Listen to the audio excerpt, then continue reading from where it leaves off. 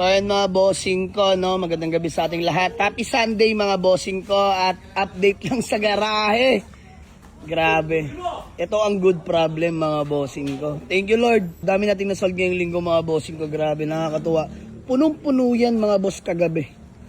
Kita nyo naman, inubos na ngayon. So update ko lang kayo, meron tayong available 2016 fresh Toyota Wigo G variant.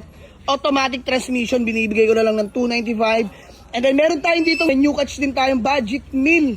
Kakakuha lang natin nakaraan. And then kanina lang natapos si Masin mga boss. Pinagawa ko ng pang ilalim and rack and pinion. So okay na to.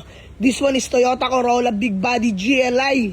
Mga boss, EFI engine, automatic yan ha, mga bossing ko. Naka 17 BBS mags, bago mga goma. Sobrang lamig ng aircon. Sariwa interior. So dito, budget me lang, 110k only. Negotiable pa yan mga boss, puntahan nyo lang sa garahe. And still available ang ating Hyundai Accent na 2012 manual transmission. So 265 na lang mga boss, mabilisan lang. And then, Nissan Grand Livina mga boss, automatic transmission. 7-seater, pampamilya. Ayan, binibigay ko lang yan, 295. And then, Previa natin, family car din yan mga bossing ko, 255 na lang negotiable.